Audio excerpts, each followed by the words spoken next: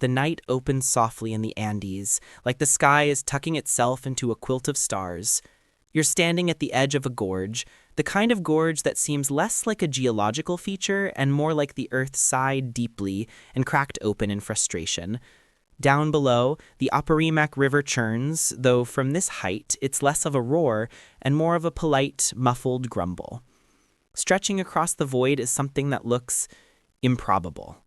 A bridge, dangling lightly in the wind, woven entirely from grass. Not planks, not stone, not iron. Grass. The same stuff that wilts on your front lawn when you forget to water it for 3 days. Here, however, it's the backbone of empire. The Incas, masters of mountains, built entire networks of these woven suspension bridges called Quezhuat Shaka. They weren't hobbies or tourist gimmicks, they were arteries of an empire that ran on foot. Every year, whole communities gathered to cut fresh ichu grass, twist it into cords, braid those cords into ropes, and finally lash them into a bridge thick enough to hold people, llamas, and sometimes armies.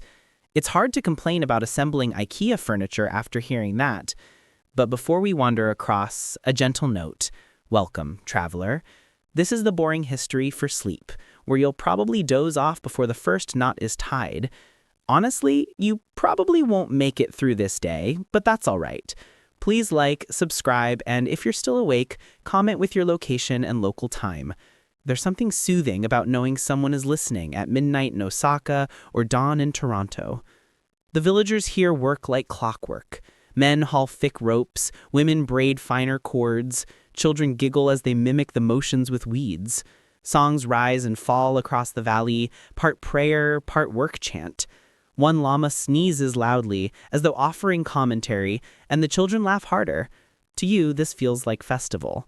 To them, it's just Tuesday. Historians still debate whether this braiding technique began with the Inca themselves, or whether it borrowed from earlier cultures in the Andes. But here, the argument doesn't matter. What matters is the community, the steady weaving of strands, the trust built knot by knot. Each rope is more than material, it's memory. The bridge sways in the night wind. You place a hand on the rough fiber. It smells faintly sweet, like sun-baked straw. One cautious step forward, then another. The bridge groans like an old man rising from a chair, but it holds. Always it holds. Morning slides over the mountains in a pale gold wash, like the sun is politely late but trying not to make a scene. You wake in a village tucked against the slopes, where adobe ovens puff faint smoke and the smell of maize bread drifts in warm, comforting waves. A woman offers you a piece of tanta, fresh and soft, as if carbs have always been the true foundation of civilization. Life begins early here. Women pound maize and stone mortars with a steady rhythm that could put any drummer to shame. Children chase reed toys down narrow lanes. Llamas wander through like bored pedestrians, casting you glances that say, "Yes, I carried this empire's treasures. What have you done lately?" An elder sits beside you, her hands busy with a strand of grass she twists absent-mindedly. She tells you the bridges are sacred. Each strand is touched with care, as though carrying a prayer. They don't wait for the bridges to break. They renew them annually, preemptively, like combing tangles from hair before it mats. It's maintenance as ritual, devotion disguised as infrastructure. Here's today's fact. The Inca Empire had no wheels, no iron, and no written alphabet. Yet it built over 25,000 miles of roads and rope bridges, binding together one of the largest empires on Earth. Messages and goods traveled astonishingly fast, delivered by runners carrying knotted cords called quipu, which recorded information without words. Imagine getting a text delivered by a panting courier waving a string of knots. Before the work resumes, a man chews coca leaves and spits into the canyon. This isn't random. It's an offering to the spirits of the earth and water. You realize no one builds here without asking the land's permission. Try picturing modern contractors ritually spitting on the ground before breaking ground on a strip mall. Somehow the ancient ritual feels more respectful. As the villagers pull another cable across the gorge, the bridge begins to look less like a loose dream and more like a structure. Children copy them, stretching toy bridges between sticks. One girl shows you hers proudly, declaring it will last 1,000 years. You nod gravely, acknowledging that she might be the only true innovator here. Historians still debate whether the design was purely Inca genius or whether it inherited from even older cultures in the Andes. Either way, the bridge grows by the hour, humming with the energy of dozens of hands working as one. And as the day warms, as laughter and sweat mingle, you realize these bridges are less about engineering than belonging. By afternoon, the gorge glows with heat. Shadows shrink, rocks glimmer, and the bridge in progress sways gently in the rising wind. You sit nearby, watching the work stretch across both banks like a loom strung with sunlight. It is not fast work. Each rope is tugged, tested, woven carefully into its place. People laugh, tease, and occasionally sigh with the exaggerated weariness of those who know they'll be doing this all day. Someone hands you a bundle of grass, and after 5 clumsy minutes of twisting, your hands ache. You realize braiding a child's hair is one thing, braiding the backbone of an empire is quite another. The villagers seem amused at your struggle.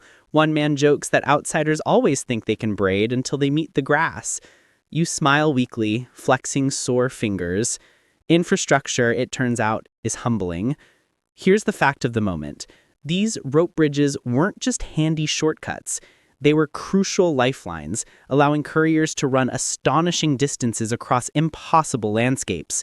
The Incas built roads and bridges that cut straight over mountain ridges and canyons where most of us would say, "No thanks, I'll just stay home." And the system worked. Messages could travel hundreds of miles in just days. It was, in many ways, the ancient version of broadband, just sweatier. The obscure tidbit: before the final knot is tied, villagers once offered guinea pigs, yes, guinea pigs, as ritual sacrifices. Not just pets here, but sacred and nourishing creatures. Archaeologists have found remains near bridge sites, proof that the structure was as spiritual as it was practical.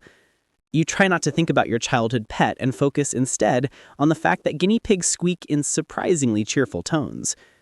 The elder reminds you that historians still debate whether these annual rebuildings were always done in exactly the same ritual way or if local variations flourished.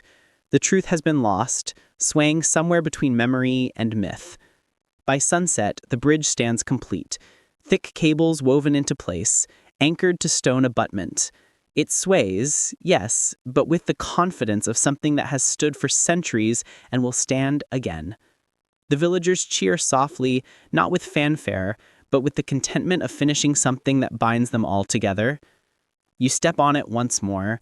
The wind curls around you, carrying scents of grass and stone. The river murmurs below, steady and eternal. The bridge holds beneath your weight, humming faintly, as if alive. And in this moment, you understand. The Incas built not just with stone or rope, but with faith, rhythm, and community. The stars appear, sharp and endless. The bridge rocks you gently, like a cradle stretched across the sky. And as your eyes grow heavy, you realize this story is less about walking across a canyon and more about being carried by history, by hands long gone, by the quiet strength of woven grass. Sleep comes easily here. The bridge will hold. The night is quiet, and the screen before you glows softly, like the faintest lantern in an otherwise silent room. You hear nothing but your own breath, steady and even, as if the air itself has decided to relax with you. You're about to wander somewhere far away, into a story where the most exciting thing that happens might be the sound of a giraffe nibbling leaves. Consider yourself warned. You probably won't make it through this day, but that's all right. Falling asleep in history's arms is a noble fate. Before we drift too far, if you enjoy journeys like this one, I gently ask you to like and subscribe. It helps this little channel keep humming along, like an old ceiling fan that never quite stops turning. And if you're awake enough, let me know in the comments where you are and what time it is. That way, we'll know if you're listening at sunrise, at midnight, or somewhere in between. Now, let's ease into tonight's journey. You walk slowly into the year 1486, the air heavy and warm. The city of Cairo lies before you, bustling yet strangely hushed in the way old cities often seem when you imagine them. People shuffle through narrow streets lined with mud brick walls and carved wooden balconies. Donkeys clip-clop past, their ears twitching as though annoyed by everything, quite possibly the same expression you wear when your phone pings during a nap. Consider yourself warned. You probably won't make it through this day, but that's all right. Falling asleep in history's arms is a noble fate. Before we drift too far, if you enjoy journeys like this one, I gently ask you to like and subscribe. It helps this little channel keep humming along, like an old ceiling fan that never quite stops turning. And if you're awake enough, let me know in the comments where you are and what time it is. That way, we'll know if you're listening at sunrise, at midnight, or somewhere in between. Now, let's ease into tonight's journey. You walk slowly into the year 1486, the air heavy and warm. The city of Cairo lies before you, bustling yet strangely hushed in the way old cities often seem when you imagine them. People shuffle through narrow streets lined with mud brick walls and carved wooden balconies. Donkeys clip-clop past, their ears twitching as though annoyed by everything, quite possibly the same expression you wear when your phone pings during a nap. Somewhere nearby, in the palace of Sultan Al-Ashraf Kite Bey, a quiet wonder arrives. A giraffe. Not just any giraffe, but one sent by Queen Mengi of Malindi, on the eastern coast of Africa, where ocean winds slide in with the smell of salt and cinnamon. She has sent this animal across deserts and seas, a gift so spectacular it makes poets lose their composure. The historical fact here is Queen Mengi of Malindi indeed sent a giraffe to Cairo in the late 15th century, and it caused a sensation. You imagine the giraffe stepping off a ship, long legs folding and unfolding like a piece of elaborate furniture no one knows how to assemble. People gather, whispering and pointing, trying to decide if this is a camel who went on an ill-advised yoga retreat. There is a subtle breeze carrying dust and spice. You feel your shoulders drop. The giraffe bows its neck, munches on branches brought hastily by handlers. Children tug at their mother's sleeves, trying to catch another glimpse. It's a moment of quiet spectacle, something so simple, yet so profound, a giraffe being a giraffe. And yet you know the deeper story, diplomacy dressed up as wonder. A giraffe is not just a giraffe, it's a statement. It says, "Look how far my reach extends. Look at the treasures I can send to you across land and sea." You may not have an Instagram account yet, but gifting a giraffe is as close as 15th century royalty gets to posting a flex. Historians still debate whether the giraffe was chosen because of its rarity, its elegance, or simply because Queen Mangifara's traders happened to have one available at the time. You can picture the council meeting, someone suggesting gold, another suggesting ivory, and then one tired advisor shrugging, "Well, there's always that giraffe." Here's the obscure tidbit. In Cairo, giraffes had a habit of being paraded through streets at dawn, accompanied by musicians and handlers with sticks. People believed that seeing such a creature first thing in the morning might bring luck. Imagine waking up groggy, stepping into the sun, and, oh yes, there goes a giraffe again, neck like a rolling ladder against the sky. As you walk along the city's edge, you notice how life keeps unfolding around this spectacle. Vendors sell figs and dates. Children chase one another. Dogs sleep with one eye open. You can almost hear the mutter of a shopkeeper complaining that the giraffe brings traffic to a halt. Some things never change. The giraffe, meanwhile, does not care. It sways gently, tail flicking, calm as if it belongs here. Its spotted hide glows in the sun. You follow it for a while, the crowd thinning until you're left walking alone, the sound of hooves fading into the hum of the city. Remember that street you walked past earlier? The one with the carved balconies? It's back. Now it's quieter, the shadows stretching long. You stand there, imagining the stories told in upper rooms, people leaning over wooden screens to whisper about the wonder they just witnessed. The day winds down. You feel the weight of it, a kind of warm drowsiness settling in. A giraffe has crossed an ocean. Cairo has gasped in delight. And you are still walking, quietly through the evening air. Morning comes again, slowly. You rise into a pale light, hearing the low stir of Cairo as it begins to stretch itself awake. Roosters crow from rooftops, water carriers shuffle with their goatskin bags, and somewhere in the distance you hear a vendor calling out for bread. The smell of flatbread baking drifts through the air, that comforting combination of yeast, fire, and patience.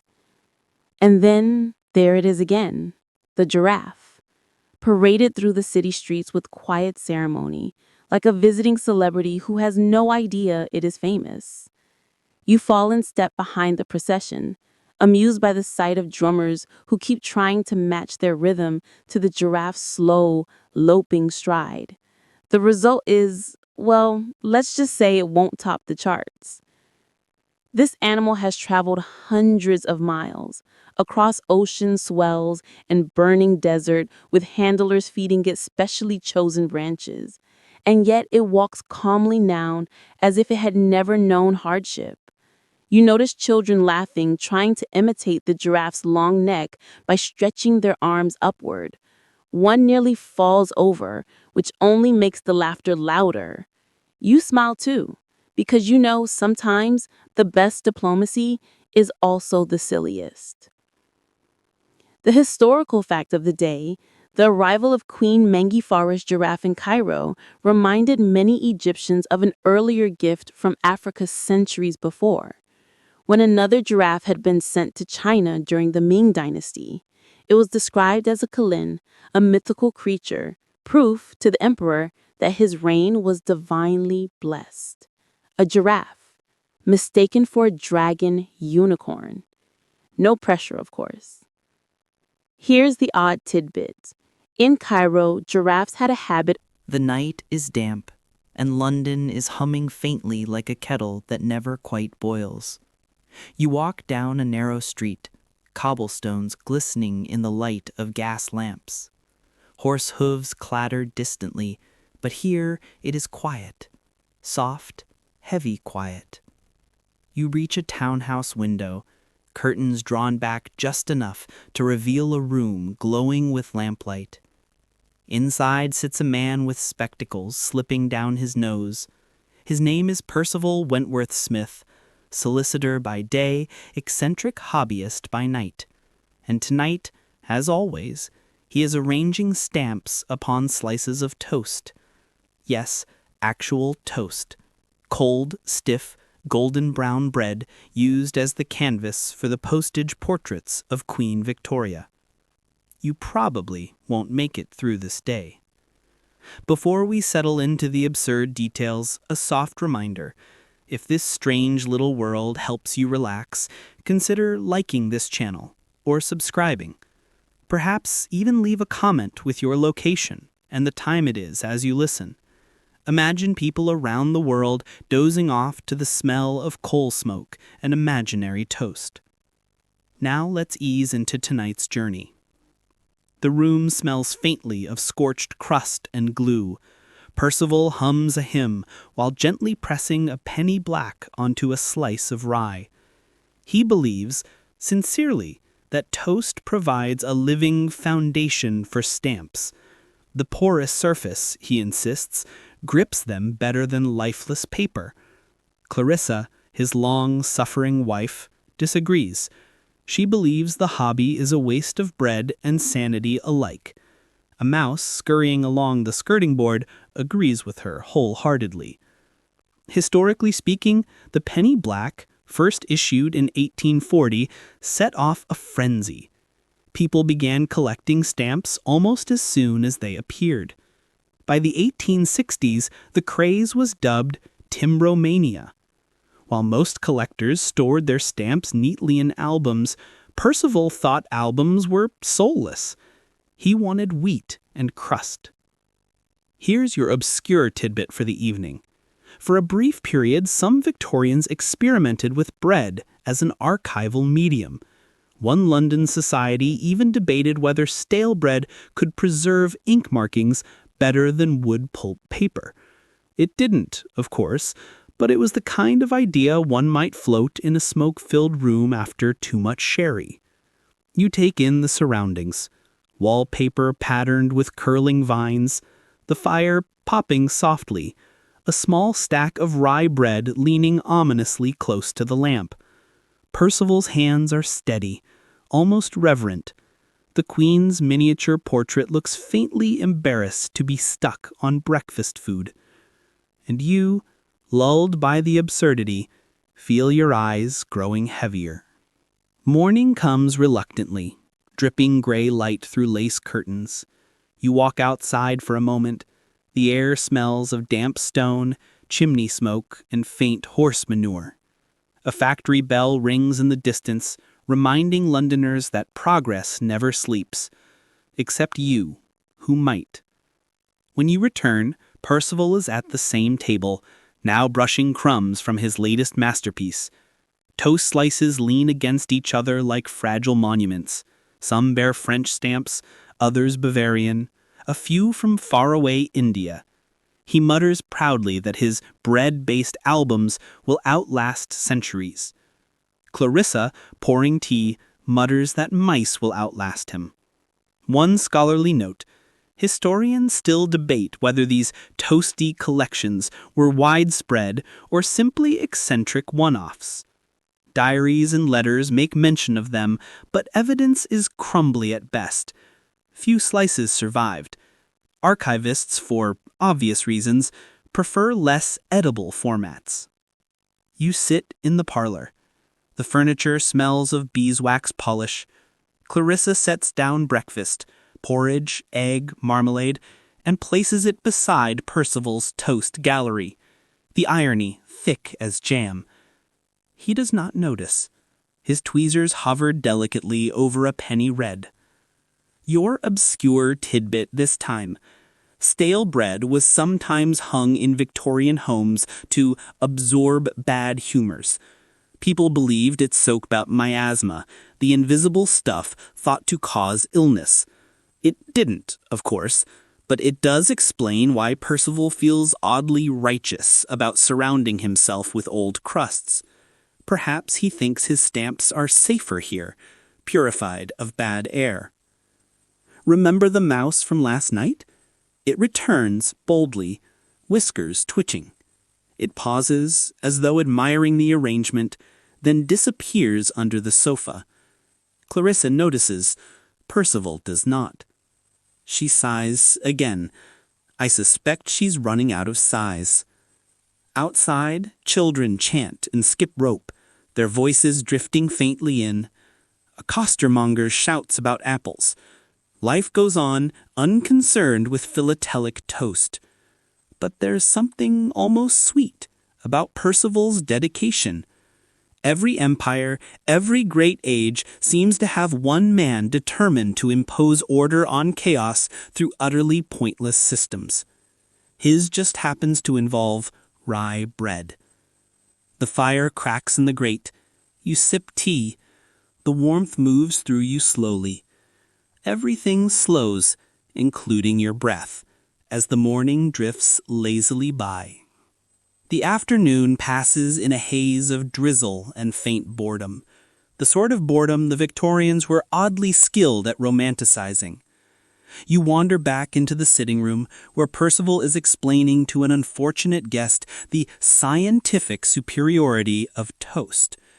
The guest nods politely, eyes darting toward the door like a man searching for escape. Percival gestures proudly at his collection. A slice of sourdough hosting Belgian postmarks, a slice of rye dressed with penny reds, even a burnt corner of crust adorned with a smudge German issue. He calls this one the dark slice, as though it were a profound artistic statement. You resist the urge to applaud. Here is today's proper historical fact.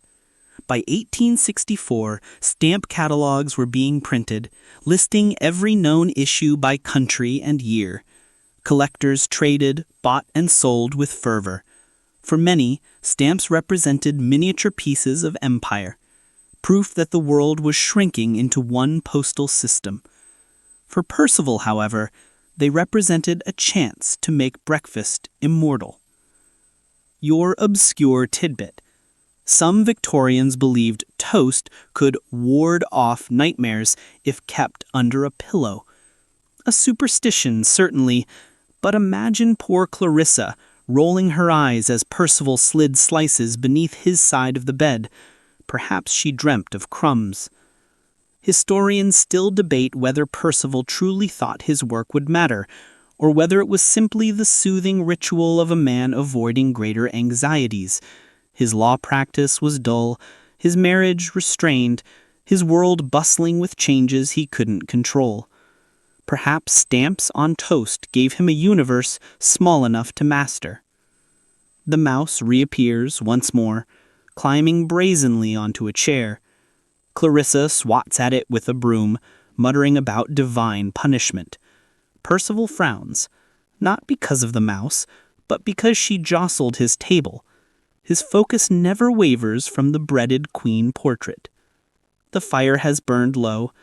You feel the heaviness of the room pressing down, not unpleasant, just inevitable. Rain taps the window, a steady rhythm. Outside, the city stirs with carriages and street vendors, but here time slows, thick as porridge. You lean back, eyelids heavy. Percival drones on about the spiritual weight of stamps, the superiority of rye, and how the empire could be charted in crumbs. His words blur into the fire's crackle. And you, well, you are drifting, comfortably, into the warm Victorian haze, where nothing really matters, except a man and his slices of toast. The morning air of Rome hangs heavy, as if the stones themselves are already tired of carrying this empire on their backs. You walk along a basalt street, smooth in some places, cracked in others, with weeds poking through like little rebels no legion ever bothered to crush.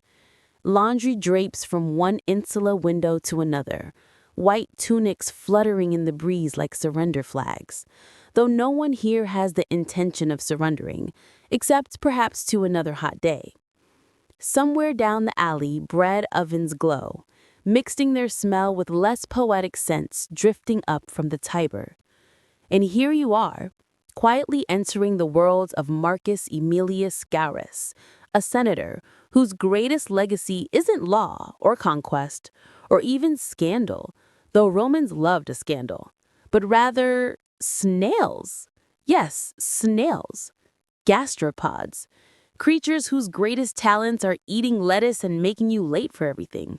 But Scaurus loved them, collected them, imported them like one might today import fine wines or limited edition sneakers. You probably won't make it through this day. Your eyelids are already heavy, but that's all right. History doesn't demand a wakefulness. It only asks you drift along with it. Before we sink too deeply into the shells and soil, a gentle modern aside. If you enjoy this kind of meandering story, do give a like and subscribe. It helps keep this channel alive, much like Romans kept their snails alive in baskets of damp moss. And if you'd be so kind, Leave a comment below with your location and local time. Imagine the patchwork of viewers: midnight in Melbourne, dawn in Detroit, siesta in Seville, all nodding along to the tale of one Roman man and his shelled companions. Now, let's ease into tonight's journey. Scaurus strides before you, toga draped like a heavy woolen waterfall. He's tall, imposing, the sort of man who could silence a Senate hall, but right now he's distracted by a small wicker basket his slave carries. Inside, a dozen plump snails from Sicily, shells gleaming faintly like polished marble. He pauses at a fountain, leans in, and notices a wild garden snail crossing the wet stone. His eyes widen, as though he's just discovered a new province. The slave sighs. The senator has spotted another specimen. Here's your first major fact. Romans kept snail farms, called cochlearia, where they fattened snails on wine and milk. Imagine a snail diet better than what most laborers could dream of. An obscure tidbit: Pliny the Elder notes that some families bred signature snail varieties, competing in size and taste like ancient luxury brands. Yes, Rome had premium snails. Roman historians still debate whether Scaurus' obsession was seen as noble eccentricity or the subject of whispered jokes at dinner parties. Either way, he didn't care. Snails were his empire. As you step into his villa, water trickling in the atrium fountain, you realize this won't be a story of battlefields or power struggles. It will be slower, quieter, and maybe exactly what you need. The villa opens into a peristyle garden, carefully shaped, a square of nature tamed by geometry. Columns frame patches of green, while a central pool reflects the bright sky. Rosemary and thyme perfume the air, mingling with the sharper scent of damp stone. You settle on a bench as Scaurus approaches a terracotta pot, its soil dark and alive with movement. Inside, African snails, their shells pinkish from the sands of Numidia. Imported, pampered, admired. Scaurus kneels as if before tiny gods, watching them stretch and slide. His concentration is absolute, like a jeweler inspecting emeralds. If he lived today, he would run a very niche Instagram account, Shells of Rome, and somehow make it fashionable. Here's your next historical fact. Romans didn't just collect snails, they ate them with ritual. Special utensils called cochlearia, long, thin spoons, were designed to sweep them neatly from their shells. Rome invented the snail fork before forks even existed. The senator signals for fresh lettuce. A servant hurries over with leaves still wet with dew. The snails gather, jaws working in eerie silence, like miniature banqueters, reenacting the very meals they'll eventually become. You watch, hypnotized. The slower they move, the slower your thoughts tumble. A strange tidbit. Some Romans swore snail slime cured sore throats. Imagine being told at a pharmacy window, just rub this on your neck. You'd probably fake your cough instead. Outside the villa walls, Rome stirs. Children shouting, merchants haggling, oxen groaning under loads. But in here, only the soft lap of water in the fountain, the faint rustle of lettuce, the occasional grunt of approval from Scaurus. Scholars remain unsure. Was Scaurus respected for his peculiar passion or mocked in hushed tones at dinner parties? Either way, he didn't care. Snails were his empire. 3 soft jokes drift through. First, if patience is a virtue, snail collectors qualify for sainthood. Second, these creatures are basically the sloths of the Roman pet world. And third, Rome's motto could have been, conquer the world, but don't forget to pamper your snails. The garden hums with cicadas, and the senator's world shrinks to shells, soil, and lettuce. You feel your mind slowing to their rhythm. The afternoon sun leans west, and the villa glows with gold. Shadows lengthen along mosaic floors, patterns of dolphins and vines coming alive as if they too are swimming lazily into the evening. Scaurus rises, smoothing his toga with the air of a man who knows his reputation and doesn't mind if it includes gastropods. He leads you down a corridor where murals bloom on the walls, Hercules wrestling lions, Bacchus draped in grapes. The irony isn't lost. While myth celebrates strength and revelry, Scaurus celebrates shells. Perhaps that is the quieter victory. Your fact of the hour. Marcus Aemilius Scaurus wasn't just a snail enthusiast. He was also politically powerful, serving as a deal, responsible for games and spectacles. He once staged a gladiatorial display with 150 lions, but still preferred the patient theater of a garden snail farm. Imagine throwing the ancient equivalent of the Super Bowl, then going home to admire a mollusk. An obscure cultural note. Some Roman households kept snails not only in gardens, but also in special jars indoors, so they could be fattened with scraps at arm's length, like a very slimy bread box. Historians still debate whether this was considered extravagance or thrift, or snails the caviar of the day, or the backyard chicken. The sources disagree, and you, frankly, don't mind either way. The shells are pretty. Remember the fountain snail you saw earlier in the street? Its twin seems to have wandered here, climbing the rim of a basin in the corridor.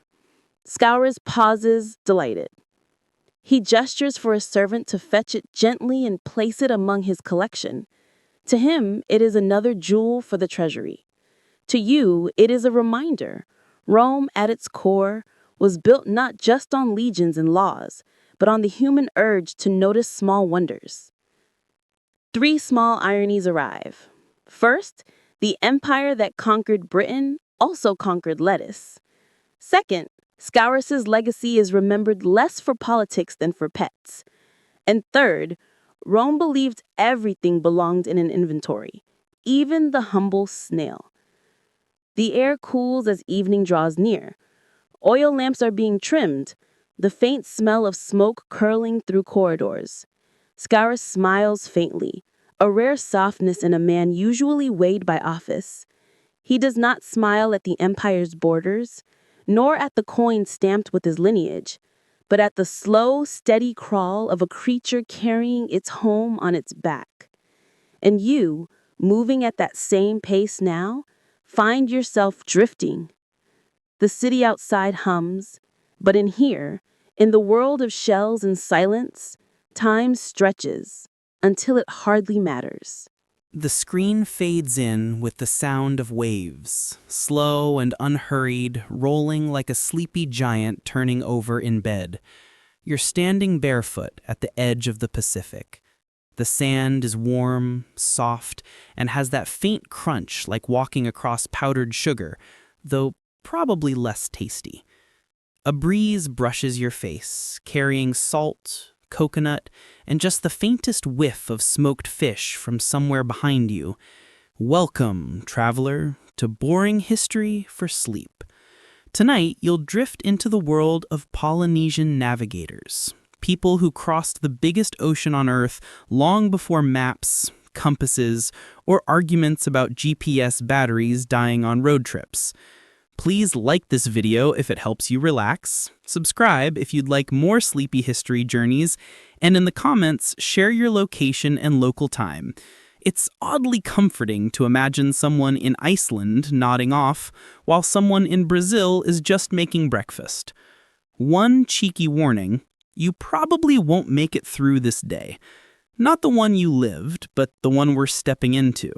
Sleep will catch you long before the canoe sets sail. And that's fine. History doesn't mind being unfinished. It's used to it. You wander inland a little and see 2 men carving the hull of a great canoe. Not the kind that tips over if you breathe too hard, but a double-hulled waka, big enough to carry families, tools, and food across thousands of miles. The ropes binding its beams are made of coconut husk, twisted so tight you wonder if modern duct tape would feel insecure next to them. Here's your historical fact for this section. Polynesian voyagers planned and executed journeys across the Pacific with stunning precision, reaching islands like Hawaii, New Zealand, and Easter Island centuries before Europeans dared cross open seas. These weren't lucky accidents, they were scientific expeditions, just without the lab coats. A cheeky child runs past carrying a carved wooden piglet. Strange, you think, but on some islands, small wooden animals weren't toys, they were charms or ritual objects, carried to honor ancestors or protect travelers. Whether this one's sacred or just part of an early piglet Grand Prix, no one really knows. Someone nearby sings a navigation chant. The rhythm is steady, hypnotic, like waves themselves. Each line remembers a star, a swell, a direction. Imagine Google Maps, but in song form, and the only update needed is your memory. Historians still debate whether these chants were shared openly in villages or kept secret by master navigators. Either way, the sound of the song feels like the sea itself has been translated into words. You stand under the sinking sun, the unfinished canoe beside you, the air turning golden. Everything slows until you feel your own eyelids tugging down.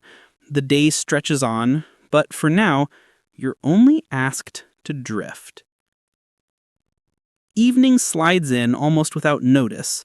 The fire crackles near the canoe, and people gather around with food, breadfruit roasted until its smoky scent seeps into the air.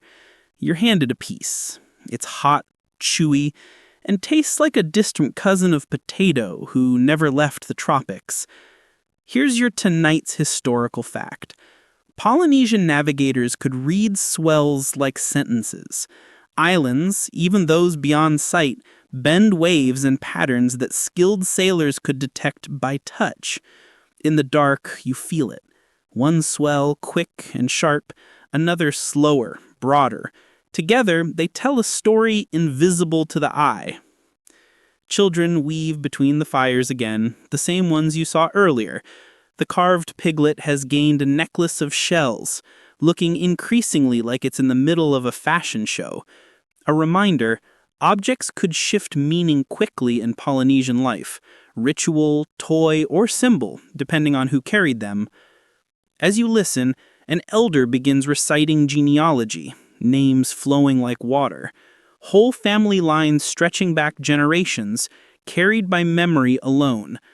On some islands, these recitations weren't just family pride, they were identity itself, proof of belonging, a way to carry your past even across the ocean. If you lost everything else, you could still name yourself. Historians still debate whether entire households voyaged together or whether small scouting groups went first, sending back word. Either way, the firelight flickers across serious faces, and you sense the mix of fear and excitement in planning to leave. The sky emerges overhead, bright, endless, impossibly close. The navigator points to one star that will guide the way east. Another marks the season. You tilt your head, trying to imagine memorizing hundreds of these points of light as if they were street signs. Someone yawns beside you. The fire sinks lower. You realize this sky isn't decoration. It's the map, the calendar, the compass. You close your eyes and feel the swells rocking you. Not on a canoe yet, but already drifting. Morning comes softly with the ocean glowing silver under a pale sky. You wake where you lay in the sand, still hearing the steady roll of waves. The canoe builders are already working, their adzes tapping wood with a rhythm both slow and inevitable. You help push logs into place, not very well to be honest, but no one seems to mind. Sweat beads on your brow and you feel every muscle object. Building a vessel like this takes months, maybe even years depending on the island's resources. Imagine IKEA instructions, but stretched across generations and sung instead of printed. Here's your fact for today. Some Polynesian canoes were over 100 feet long, capable of carrying dozens of people, animals, food, and tools. These weren't little fishing boats. They were floating communities. Nearby, women weave sails from pandanus leaves, their hands moving faster than you can track. Strips of fiber are pressed, folded, tied into mats that will catch the wind like wings. An obscure tidbit drifts in. Some islands believed pandanus leaves had protective powers, woven into mats not just for utility, but as blessings, making the voyage safer. A child wanders by chewing sugarcane, offering you a piece with sticky generosity. It's sweet, refreshing, though you end up with more juice on your chin than in your mouth. The dog you met earlier sniffs at your legs again, unimpressed with your contribution to society. Overhead, the navigator chants softly to himself, rehearsing the stars. His eyes flick between the sky and sea, as if both are speaking at once. Historians still debate how knowledge was passed, whether through formal apprenticeships or more organic, family-based training. Either way, the discipline required was staggering. The canoe takes shape, ropes tighten, beams settle. You step back, squinting. It isn't ready yet, but you can imagine it, rising and cutting across waves, carrying songs, children, pigs, mats, memories, a portable island. The day lengthens, slow and heavy. You realize that history, like the canoe, is built piece by piece, rope by rope, and you, just listening, are already a passenger. You open your eyes to a medieval morning. The sky is pale, the stones beneath your feet are slick with last night's drizzle, and the town feels unhurried, as though no one has invented the concept of being late yet. You hear a faint hum of voices, the occasional bleating goat, and the rhythmic creak of cartwheels dragging across cobblestones. Then you look down at your shoes. They are not modest, rounded, everyday things. They are elongated, almost comical points, poulaines, the signature footwear of the 14th century. These shoes don't just extend beyond your toes, they stretch far enough that you're pretty sure you could use them to poke your neighbor across the dinner table. In fact, some nobles reportedly wore pairs over 2 feet long. You can feel yours flopping, like unwilling companions with minds of their own. The people around you don't even stare. They're used to this. Fashion here is contagious, irrational, and strangely competitive.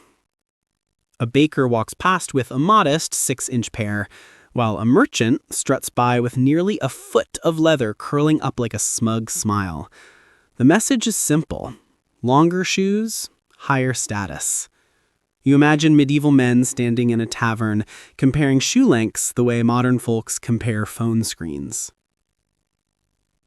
A church bell groans in the distance, and the sound rolls through the narrow street. You pause, just long enough to feel the air tremble. The townsfolk keep moving, chickens keep squawking, and you realize that life here doesn't revolve around clocks or deadlines. It breathes in bells and seasons. You probably won't make it through this day without tripping, but don't worry, no one else here is walking gracefully either. Before we drift further, if you're enjoying this sleepy stroll through a world where shoes are longer than cents, maybe gently tap the like button. Subscribe if you'd like more of these journeys. And if you're still awake, tell me in the comments where you're listening from and what time it is. Now, let's walk a little deeper into the story. Section 2.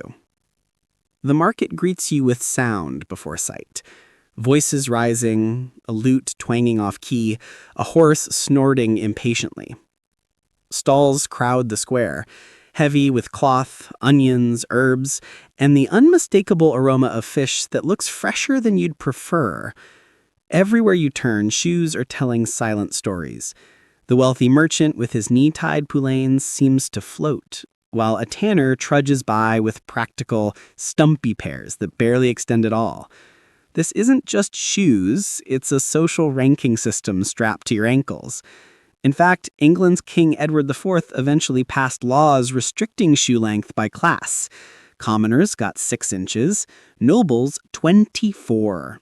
Yes, even your toes were subject to royal micromanagement. A scruffy dog trots across the square, pauses, and barks at your shoes as though confused by your choice of weaponized feet. You don't blame it. These aren't shoes for running or working or, let's be honest, living. They're shoes for being seen. Here's something strange. Archaeologists have discovered shoe soles stuffed with moss, perhaps for warmth, perhaps for freshness, or maybe because medieval socks were really just scraps of cloth and moss was free. Imagine pulling out a tuft of damp greenery from your boot at the end of the day and calling it personal hygiene. A boy nearby drops a clay jug, and it shatters with a sharp crack. Everyone groans, not in anger, but in the way people sigh when the obvious thing happens again. You know the feeling. As the sun edges higher, you notice your shoes casting shadows so long they look like fingers pointing toward the next street. The thought makes you smile faintly. Somehow, walking with these absurd things has slowed your steps into something calm. Historians still debate whether poulains were statements of masculinity, or satire, or simply silly fashion. The truth is, it doesn't matter. What matters is the sound. Tap, scrape, drag. A rhythm you could fall asleep to. You followed the narrow lane away from the market. Timber-framed houses lean overhead like curious old neighbors, their upper floors jutting so close together they nearly touch. Laundry sways on ropes, dripping faintly onto the stones below. A cat stretches on a windowsill, yawns, and doesn't bother with you. Your shoes, meanwhile, are doing their best impression of anchors. Each step feels like you're negotiating a treaty with gravity. And yet, you adapt. Humans always do. Somewhere in your mind, you start to believe maybe these shoes aren't absurd at all. Maybe they're elegant. Maybe they're the medieval version of that one impractical outfit you swore you'd only wear once, but somehow wore again. You pass a churchyard where a group of men mutter about the dangers of fashion. One of them swears the devil himself invented poulains. Another insists they cause moral decay. You don't mention that centuries later, people would say the same about jazz, denim, and TikTok. Some arguments never change. Only the objects do. Here's an odd tidbit. Some illustrations show courtiers with shoe tips so long they curled upward like snail shells, stiffened with whalebone or wire. Imagine trying to dance in those. Then again, you've probably seen modern heels that are just as unkind to balance, so perhaps nothing's new under the sun. The evening light softens, golden and slow. The town exhales. Merchants pack up their wares. Chickens settle. Bells murmur the hour again. You glance down at your feet, those stretched, leather shadows of vanity, and you feel strangely attached to them now. They've carried you across cobblestones, through noise, into quiet. And as the day closes, you realize something. Impracticality is part of being human. People have always chosen beauty or status or sheer silliness over logic. Poulains weren't just shoes. They were proof that even in a world of mud and hunger, someone still thought about style. Your eyes grow heavy with the thought. The rhythm of the street fades into the rhythm of your breath. You let yourself drift. Because tonight, history is not a lecture. It's just a walk, slow and strange, in shoes too long for sense.